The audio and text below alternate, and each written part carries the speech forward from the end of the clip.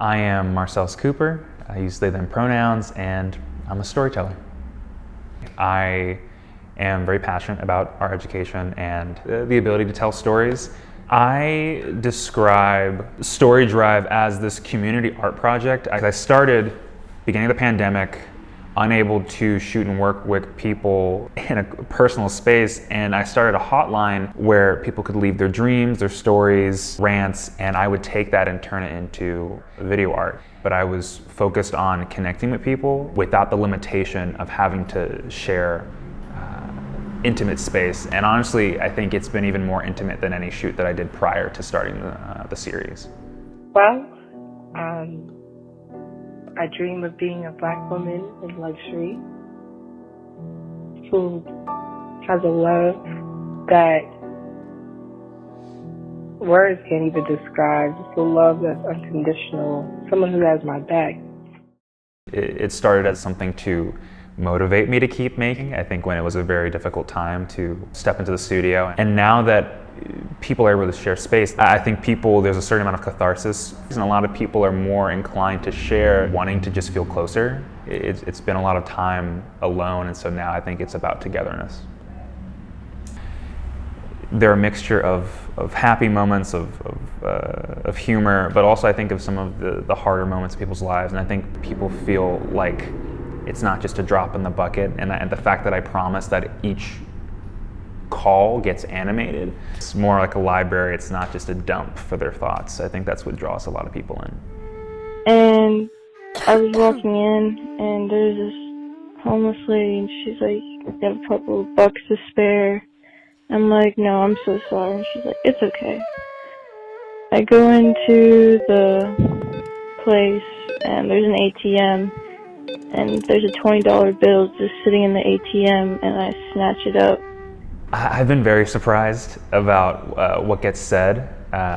No murders, but people get very intimate. I think everything from breakups to I cheated, or I'm an EMT and I saw this horrible thing, or even just the idea of I left the church, I lost my faith.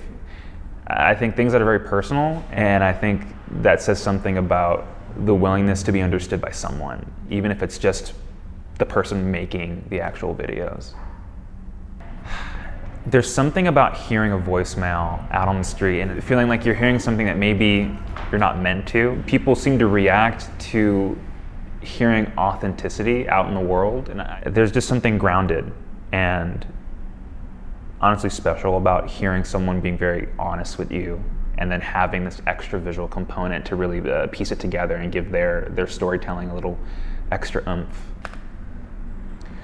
So when you walk by the storefront, the space that it exists in, we've got this desk graffitied and modeled after the workspace that I tend to produce a lot of these entries in, and then it's plastered with several of the flyers that the series originated with.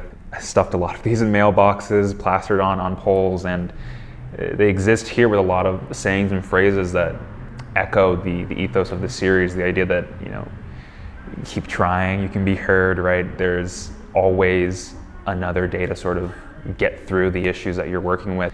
I've had predictive dreams since I was a kid, and I've always gone with the flow with them, but I have one dream that I don't even want to speak into existence. But I know it's going to come true. It's more like a nightmare. The first week or so when it went up, 3 calls, 4 calls, right? It starts to come in waves, and people have the opportunity to say, my voice is being heard somewhere in person, and that there is this care being put into the presentation, knocking down a little bit of that stigma of sharing what's going on in your life, right? Some people don't have someone to call when there's good news, or someone to rely on when they want to vent. I think the people of Erie have certainly responded to that idea. There is authenticity in the elements of nostalgia. There's something that feels at home hearing them come out of these monitors, hearing them paired with the animation. I think the large windows, the ability to have State Street passersby, the foot traffic, those who are able to get the full breadth of what's actually being said in the videos and actually read the subtitles.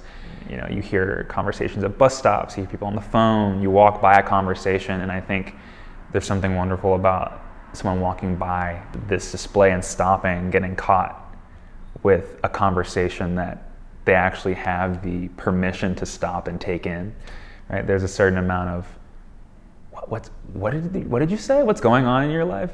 I kind of want to know. I mean, is it because I'm interested, I care, or is it just being nosy? But I think there's something in wanting to know what's going on in someone's world, and I think the front window display really lends itself to this format for Story Drive.